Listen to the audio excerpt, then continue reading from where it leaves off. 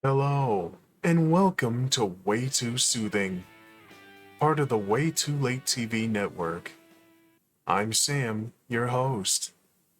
Today we'll be reading Chapter 16, Diana is Invited to Tea with Tragic Results, part of Anne of Green Gables by L.M. Montgomery.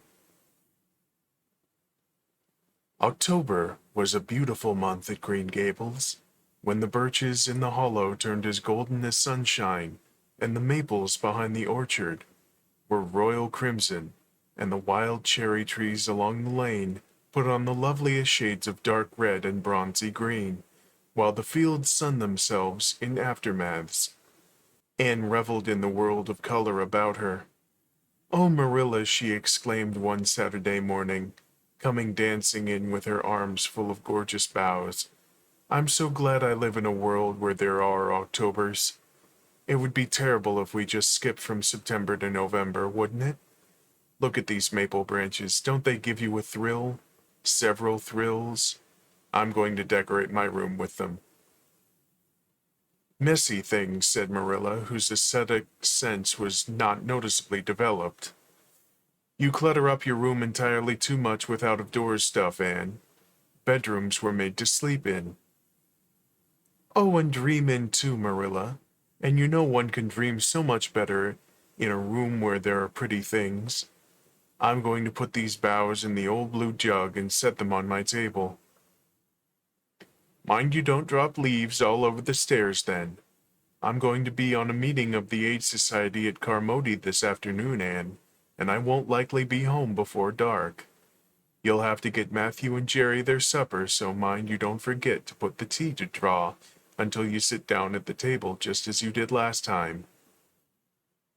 "It was dreadful of me to forget," said Anne apologetically, "but that was the afternoon I was trying to think of a name for Violet Vale, and it crowded other things out. Matthew was so good. He never scolded a bit. He put the tea down himself and said we could wait a while as well as not. And I told him a lovely fairy story while we were waiting, so he didn't find the time long at all. It was a beautiful fairy story, Marilla. I forgot the end of it, so I made up an end for it myself, and Matthew said he couldn't tell where the join came in." "Matthew would think it all right, Anne, if you took a notion to get up and have dinner in the middle of the night. But you keep your wits about you this time, and I don't really know if I'm doing right. It may make you more addle-pated than ever. But you can ask Diana to come over and spend the afternoon with you and have tea here." "Oh, Marilla," Anne clasped her hands. "How perfectly lovely. You are able to imagine things after all, or else you'd never have understood how I've longed for that very thing. It will seem so nice and grown-uppish. No fear of my forgetting to put the tea to draw when I have company. Oh, Marilla, can I use the rosebud spray tea set?" "No, indeed, the rosebud tea set. Well, what next? You know I never use that except for the minister or the aides. You'll put down the old brown tea set, but you can open the little yellow crock of cherry preserves. It's time it was being used anyhow. I believe it's beginning to work. And you can cut some fruit cake and have some of the cookies and snaps."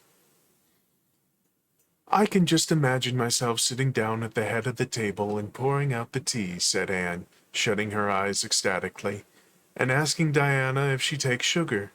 I know she doesn't, but of course I'll just ask her if she didn't know. And then pressing her to take another piece of fruit cake and another helping of preserves. Oh, Marilla, it's a wonderful sensation just to think of it. Can I take her into the spare room to lay off her hat when she comes, and then into the parlor to sit?" "No, the sitting room will do for you and your company, but there's a bottle half full of raspberry cordial that was left over from the church social the other night. It's on the second shelf of the sitting room closet, and you and Diana can have it if you like, and a cookie to eat with it along for the afternoon, for I dare say Matthew will be late coming in to tea, since he's hauling potatoes to the vessel." Anne flew down to the hollow past the Dryad's bubble, and up the spruce path to Orchard Slope, to ask Diana to tea.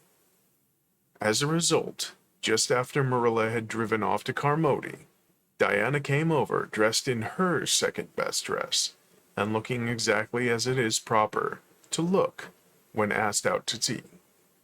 At other times she was wont to run into the kitchen without knocking, but now she knocked primly at the front door. And when Anne, dressed in her second best, as primly opened it, both little girls shook hands as gravely as if they had never met before. This unnatural solemnity lasted until after Diana had been taken to the east gable to lay off her hat, and then had sat for 10 minutes in the sitting room, toes in position. "How is your mother?" inquired Anne politely, just as if she had not seen Mrs. Barry picking apples that morning in excellent health and spirits. "She's very well, thank you. I suppose Mr. Cuthbert is hauling potatoes to the Lily Sands this afternoon, is he?" said Diana, who had ridden down to Mr. Harmon Andrews that morning in Matthew's cart. "Yes, our potato crop is very good this year. I hope your father's crop is good, too." "It is fairly good, thank you. Have you picked many of your apples yet?" "Oh, ever so many," said Anne, forgetting to be dignified and jumping up quickly. "Let's go out to the orchard and get some of the red sweetings, Diana. Marilla says we can have all that are left on the tree. Marilla is a very generous woman. She said we could have fruitcake and cherry preserves for tea. But it isn't good manners to tell your company what you're going to give them to eat, so I won't tell you what she said we could have to drink. Only it begins with an R and a C, and it's a bright red color. I love bright red drinks, don't you? They taste twice as good as any other color." The orchard, with its great sweeping boughs that bent to the ground with fruit, proved so delightful that the little girls spent most of the afternoon in it, sitting in a grassy corner where the frost had spared the green and the mellow autumn sunshine lingered warmly, eating apples and talking as hard as they could. Diana had much to tell Anne of what went on in school. She had to sit with Gertie Pye, and she hated it. Gertie squeaked her pencil all the time, and it just made her, Diana's, blood run cold. Ruby Gillis had charmed all her warts away, true as you live, with a magic pebble that old Mary Joe from the creek gave her. You had to rub the warts with the pebble, and then throw it away over your left shoulder at the time of the new moon, and the warts would all go. Charlie Sloane's name was written up with M. White's on the porch wall, and M. White was awful mad about it. Sam Bolter had sassed Mr. Phillips in class, and Mr. Phillips whipped him, and Sam's father came down to the school and dared Mr. Phillips to lay a hand on one of his children again. And Mattie Andrews had a new red hood, and a blue crossover with tassels on it, and the airs she put on about it were perfectly sickening. And Lizzie Wright didn't speak to Mamie Wilson because Mamie Wilson's grown-up sister had cut out Lizzie Wright's grown-up sister and her beau, and everybody missed Anne, and wished she'd come to school again. And Gilbert Blythe... But Anne didn't want to hear about Gilbert Blythe. She jumped up hurriedly and said, "Suppose they go in and have some raspberry cordial." Anne looked on the second shelf of the room pantry, but there was no bottle of a raspberry cordial there. Search revealed it away back on the top shelf. Anne put it on a tray and set it on the table with a tumbler. "Now please help yourself, Diana," she said politely. "I don't believe I'll have any just now. I don't feel as if I wanted any after all those apples." Diana poured herself out a tumblerful, looked at its bright red hue admiringly, and then sipped it daintily. "That's awfully nice raspberry cordial, Anne," she said. "I didn't know raspberry cordial was so nice." "I'm real glad you like it. Take as much as you want. I'm going to run out and stir the fire up. There are so many responsibilities on a person's mind when they're keeping house, isn't there?" When Anne came back from the kitchen, Diana was drinking her second glassful of cordial, and, being entreated thereto by Anne, she offered no particular objection to the drinking of a third. The tumblerfuls were generous ones, and the raspberry cordial was certainly very nice. The nicest I ever drank, said Diana. It's ever so much nicer than Mrs. Lynde's, although she brags of hers so much. It doesn't taste a bit like hers. I should think Marilla's raspberry cordial would probably be much nicer than Mrs. Lynde's, says Anne loyally. Marilla is the famous cook.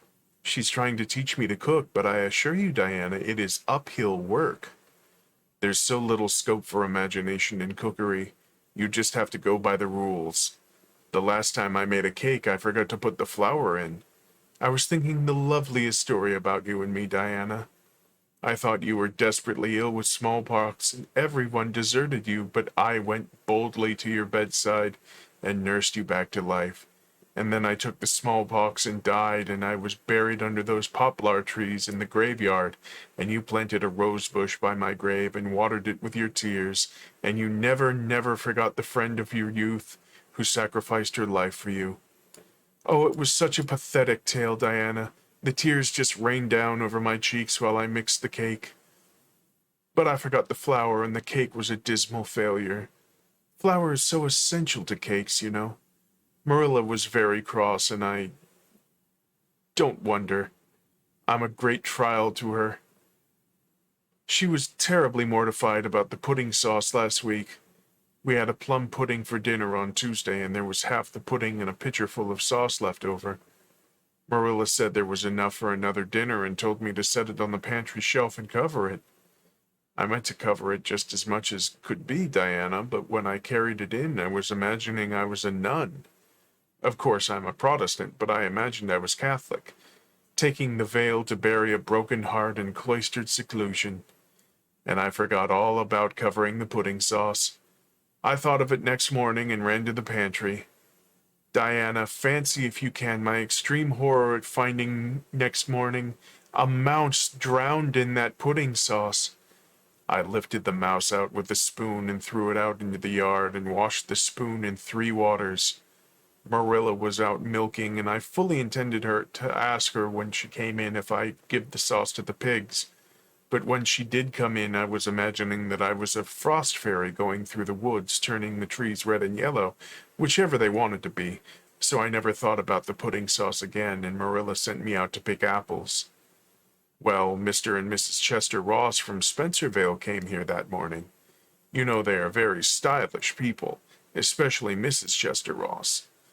When Marilla called me in, dinner was all ready and everybody was at the table. I tried to be as polite and dignified as I could be, for I wanted Mrs. Chester Ross to think that I was a ladylike little girl, even if I wasn't pretty. Everything went right until I saw Marilla coming with the plum pudding in one hand and the pitcher of pudding sauce warmed up in the other. Diana, that was a terrible moment. I remember everything. I just stood up in my place and shrieked out, Marilla, you mustn't use that pudding sauce. There was a mouse drowned in it. I forgot to tell you before. Oh, Diana, I shall never forget that awful moment if I live to be 100. Mrs. Chester Ross just looked at me, and I thought I would sink to the floor with mortification. She is such a perfect housekeeper, and fancy what she must have thought of us. Marilla turned red as fire, but she never said a word. Then she even offered me some, but I couldn't swallow a mouthful. It was like heaping coals of fire on my head. After Mrs. Chester Ross went away, Marilla gave me a dreadful scolding. Why, Diana, what is the matter? Diana had stood up very unsteadily. Then she sat down again, putting her hands to her head. I'm awful sick, she said, a little thickly. I must go right home. Oh, you mustn't dream of going home without your tea, cried Anne in distress. I'll get it right off. I'll go and put the tea down this very minute. I must go home, repeated Diana, stupidly but determinedly. Let me get you a lunch anyhow, implored Anne. Let me give you a bit of fruit cake and some cherry preserves. Lie down on the sofa for a little while, and you'll be better. Where do you feel bad? I must go home, said Diana, and that was all she would say. In vain Anne pleaded. I've never heard of company going home without tea, she mourned. Oh, Diana, do you suppose that it's possible you're really taking the smallpox? If you really are, I'll go and nurse you. You can depend on that. I'll never forsake you. But I do wish you'd stay till after tea. Where do you feel bad? I'm awful dizzy, said Diana. And indeed, she walked very dizzily. Anne, with tears of disappointment in her eyes, got Diana's hat and went with her as far as the Barry Yard fence. Then she wept all the way back to Green Gables, where she sorrowfully put the remainder of the raspberry cordial back into the pantry and got tea ready for Matthew and Jerry with all the zest gone out of the performance. The next day was Sunday, and as the rain poured down in torrents from dawn till dusk, Anne did not stir abroad from Green Gables. Monday afternoon Marilla sent her down to Miss Lynde's on an errand. In a very short space of time, Anne came flying back up the lane with tears rolling down her cheeks. Into the kitchen she dashed and flung herself face downward on the sofa in agony. Whatever has gone wrong now, Anne? Queried Marilla in doubt and dismay. I do hope you haven't gone and been saucy to Mrs. Lynde again. No answer from Anne save more tears and stormier sobs. Anne Shirley, when I ask you a question, I want to be answered. Sit right up this very minute and tell me what you were crying about. Anne sat up, tragedy personified. Mrs. Lynde was up to see Mrs. Barry today, and Mrs. Barry was in an awful state, she wailed. She says that I sent Diana drunk Saturday and sent her home in a disgraceful condition. And she says I must be a thoroughly bad, wicked little girl, and she's never going to let Diana play with me again. Oh, Marilla, I'm just overcome with woe. Marilla stared in blank amazement. Set Diana drunk, she said when she found her voice. Anne, are you or Mrs. Barry crazy? What on earth did you give her? Not a thing but raspberry cordial, sobbed Anne. I never thought raspberry cordial would set people drunk, Marilla. Not even if they drank 3 big tumblerfuls as Diana did. Oh, it sounds so like Mrs. Thomas's husband. But I didn't mean to set her drunk. Drunk fiddlesticks, said Marilla, marching to the sitting-room pantry. There on the shelf was a bottle which she recognized at once as one containing some of her 3-year-old homemade currant wine, for which she was celebrated in Avonlea, although certain of the stricter sort, Mrs. Barry among them, disapproved strongly of it. And at the same time Marilla recollected that she had put the bottle of raspberry cordial down in the cellar instead of in the pantry, as she had told Anne. She went back to the kitchen with the wine bottle in her hand. Her face was twitching in spite of herself. Anne, you certainly have a genius for getting into trouble. You went and gave Diana currant wine instead of raspberry cordial. Didn't you know the difference yourself? I never tasted it, said Anne. I thought it was the cordial. I meant to be so hospitable. Diana got awfully sick and had to go home. Mrs. Barry told Mrs. Lynde she was simply dead drunk. She just laughed silly-like when her mother asked her what was the matter, and went to sleep and slept for hours. Her mother smelled her breath and knew she was drunk. She had a fearful headache all day yesterday. Mrs. Barry is so indignant. She will never believe what I did, but what I did it on purpose. I should think she would be better punish Diana for being so greedy as to drink 3 glassfuls of anything, said Marilla shortly. Why, 3 of those big glasses would have made her sick even if it only been cordial. Well, this story will be a nice handle for those folks who were so down on me for making currant wine, although I haven't made any for 3 years ever since I found out that the minister didn't approve. I just kept that bottle for sickness. There, child, don't cry. I can't see as you are the blame, although I'm sorry it happened so. I must cry, said Anne. My heart is broken. The stars in their courses fight against me, Marilla. Diana and I are parted forever. Oh, Marilla, I little dreamed of this when first we swore our vows of friendship. Don't be foolish, Anne. Mrs. Barry will think better of it when she finds you're not to blame. I suppose she thinks you've done it for a silly joke or something of that sort. You'd best go up this evening and tell her how it was. My courage fails me at the thought of facing Diana's injured mother, sighed Anne. I wish you'd go, Marilla. You're so much more dignified than I am. Likely she'd listen to you quicker than to me. Well, I will, said Marilla, reflecting that it would probably be the wiser course. Don't cry any more, Anne. It'll be all right. Marilla had changed her mind about it being all right by the time she got back from Orchard Slope. Anne was watching for her coming and flew to the porch door to meet her. Oh, Marilla, I know by your face that it's been no use, she said sorrowfully. Mrs. Barry won't forgive me. Mrs. Barry, indeed, snapped Marilla. Of all the unreasonable women I ever saw, she's the worst. I told her it was all a mistake and you weren't to blame, but she just simply didn't believe me. And she rubbed in, well, about my currant wine and how I'd always said that it couldn't have the least effect on anybody. I just told her plainly that currant wine wasn't meant to be drunk 3 tumblers full at a time, and that if a child had to do with was so greedy, I'd sober her up with a right good spanking. Marilla whisked into the kitchen, grievously disturbed, leaving a very much distracted little soul in the porch behind her. Presently, Anne stepped out barehanded into the chill autumn dusk, very determinedly and steadily. She took her way down through the sere clover field, over the log bridge, and through the spruce grove, lighted by a pale little moon hanging low over the western woods. Mrs. Barry, coming to the door in answer to a timid knock, found a white-lipped, eager-eyed suppliant on the doorstep.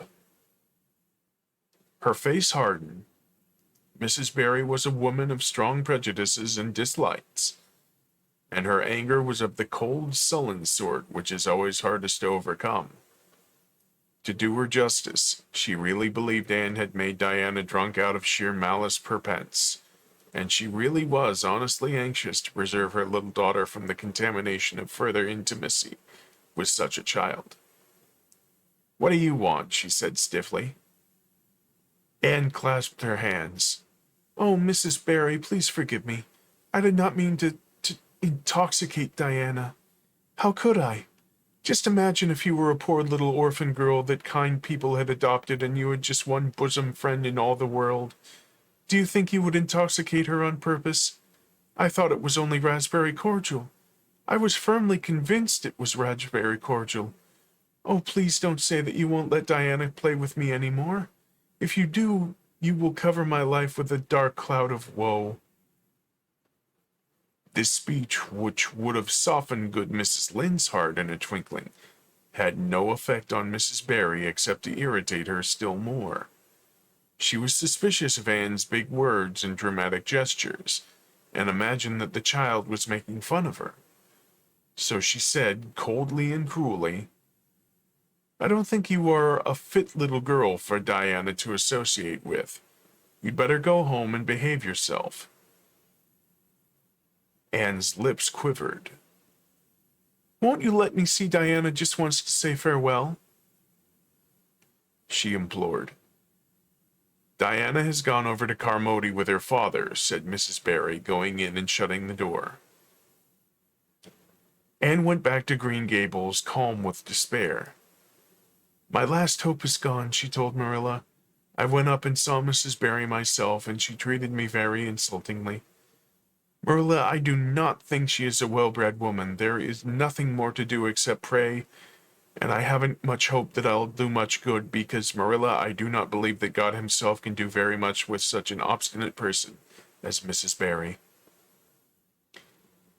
Anne, you shouldn't say such things, rebuked Marilla, striving to overcome that unholy tendency to laughter which she was dismayed to find growing upon her. And indeed, when she told the whole story to Matthew that night, she did laugh heartily over Anne's tribulations. But when she slipped into the east gable before going to bed and found that Anne had cried herself to sleep, an unaccustomed softness crept into her face. Poor little soul, she murmured, lifting a loose curl of hair from the child's tear-stained face. Then she bent down and kissed the flushed cheek on the pillow. And that is the end of Chapter 16. Stay tuned next week for Chapter 17, A New Interest in Life. Please join me at waytoolatetv.com for all your Way Too Late TV needs. I'm Sam. This has been Way Too Soothing Sleep Stories. Good night, my night owls. Sleep well when you get there.